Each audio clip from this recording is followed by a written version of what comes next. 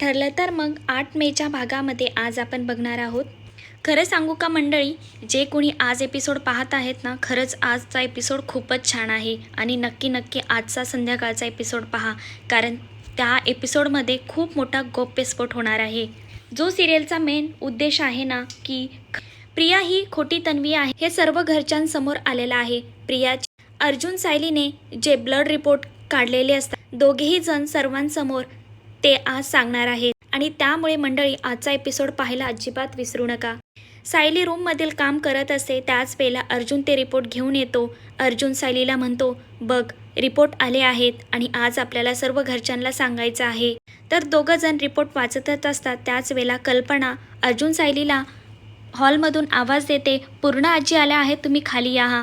तर अर्जुन सायलीला म्हणतो, आपण सर्वांसमोरच ही गोष्ट सांगूया. आता ही गोष्ट सांगण्याची वेळ सर्वांसमोर आलेली आहे. तर खाली पूर्ण आजी आलेले असतात. त्याच वेळेला रविराज, सुमन, प्रतिमा, कल्पना, प्रताप, अश्विन, अस्मिता, विमल सर्वच तिथे हॉलमध्ये उपस्थित असतात आणि पूर्ण आजी घरी आल्यामुळे सर्वजण अतिशय खुश असतात. पण अर्जुन सायलीने पूर्ण आजीला आधीच ही गोष्ट सांगून दिलेली असते की प्रिया ही खरी तन्वी नाही, ती खोटी तन्वी आहे. पण पूर्ण आजीला माहीत नसते, बाकीच्यांना ही गोष्ट माहीत नाही. तर अर्जुन सायली खाली येतात, पूर्ण आजीला मिठी मारतात. पूर्ण आजी घरात परत आल्यामुळे सर्वजण खुश होतात. अर्जुन सायली सर्वांना म्हणतात, तो सर्वजण खाली बसून घ्या, कारण मी जे काही आता सांगणार आहे त्यामुळे तुमच्या पायाखालची जमीन हलणार आहे आणि त्यामुळे सर्वांनी खाली बसावी अशी विनंती करतो. तर अर्जुन सायलीच्या म्हणण्याप्रमाणे सर्वजण खाली बसतात. अर्जुन सायली सर्वांसमोर थांबतात आणि सर्वांना म्हणतात, बऱ्याच दिवसापासून आम्हाला तुम्हाला सांगायचे होते. आम्हाला ती गोष्ट माहीत होती, पण आमच्याकडे पुरावा नव्हता. आता आम्हाला पुरावा माहीत आहे आणि त्यामुळेच आम्हाला तुम्हाला एक गोष्ट सांगायची आहे. कुठून आणि कशी सांगावी खरंच कळत नाही. तर त्याच वेळेला अर्जुन चैतन्याला म्हणतो, प्रियाला बाहेर घेऊन ये. तर प्रियाला बाहेर घेऊन येतात. सोबत 2 पोलीससुद्धा असतात. तर प्रताप अर्जुन सायलीला म्हणतो, अगं सायली, सर्व कांड आम्हाला माहीत झाले आहेत. एक ना एक गोष्ट तुम्ही आमच्यासमोर तिची आणलेली आहे. अजून कोणता नवीन कांड असेल? तर अर्जुन सायली सर्वांना म्हणतात, हो, हिचे सर्व गुन्हे तुम्हाला माहीत झाले आहे, पण अजून एक सर्वात मोठा आणि खूप मोठा गौप्यस्फोट हिने जे काही आत्तापर्यंत दाबून ठेवलेला आहे ना, ते तुम्हाला सांगायचं आहे. हिला कोर्ट तर शिक्षा देणारच आहे, पण त्याआधी मला सर्व कारस्थान हिचे तुम्हाला सांगायचं आहे. हिला आधी ज्या माणसांना, देवासारख्या माणसांना हिनं छळलं आहे ना, त्या माणसांकडनं हिला शिक्षा झाली पाहिजे आणि आत्तापर्यंत ज्या ज्या लोकांना छळलं आहे ना, त्या लोकांकडून हिला शिक्षा झाली पाहिजे. त्यामुळेच मी आज कोर्टामध्ये सांगण्याच्या आधी मला सर्वांना सांगायचं आहे. तर प्रियाला खूप मोठा धक्का बसतो. प्रिया विचार करते, नक्की हे दोघंजण माझ्या विरोधात काय सांगणार आहेत.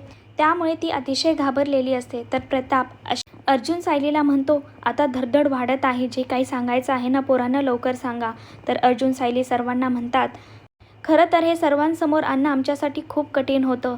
आम्हाला प्रियाचे ब्लड सॅम्पल घेणं खूप अवघड होतं आणि त्यामुळेच आम्ही धुळवडी दिवशी ब्लड घेण्यासाठी रक्तदान शिबिर ठेवले, जेणेकरून आम्हाला प्रियाचे ब्लड घेता आले आणि ते ब्लड घेऊन आम्ही ते लॅबमध्ये पाठवले आणि आम्हाला ते ब्लड ग्रुप पाहून हे सत्य आलं आहे, प्रियाचा ओ निगेटिव्ह ब्लड ग्रुप नाही, तिचा AB पॉझिटिव्ह ग्रुप आहे. आणि हे ऐकताच सर्वांना खूप मोठा धक्का बसतो. सर्वांच्याच पायाखालची जमीन सरकते आणि हा आहे पुरावा असं म्हणत अर्जुन सायली सर्व पुरावा सर्व घरच्यांना दाखवतात. प्रताप, रविराज, पूर्ण आजी, कल्पना, प्रतिमा, अश्विन, अस्मिता, विमल सर्व रिपोर्ट हे पाहतात आणि सर्वांनाच खूप मोठा धक्का बसतो. तर रविराजला कळते की तन्वी माझी खरी मुलगी नाही, ती खोटी आहे. माझं हिच्यामध्ये रक्तच नाही आणि त्यामुळेच अशी ही वागत आहे. आता प्रतिमाला आणि रविराजला सर्वात मोठा धक्का बसलेला असतो, कारण आत्तापर्यंत हिने आम्हाला फक्त गंडवलेले असते. ही आमची मुलगी होऊच शकत नाही हा डाऊट त्यांचा आत्तापर्यंत खराच होता आणि आता पुराव्यासहित तो खरा झालेला असतो.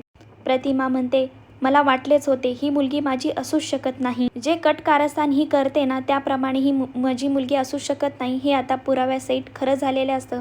आता अर्जुन सायली कशा प्रकारे प्रियाला फाशीची शिक्षा देणार, कशा प्रकारे कोर्टामध्ये तिचे गुन्हे सिद्ध करणार, तिला जेलमध्ये घालणार, हे पाहण्यास अजूनच रंजक ठरणार आहे. आणि आजचा एपिसोड तुम्हाला कसा वाटला मला कमेंट करून नक्की सांगा. असं सिरियलचे सर्वात आधी अपडेट पाहण्यासाठी माझ्या चॅनलला सबस्क्राईब करा.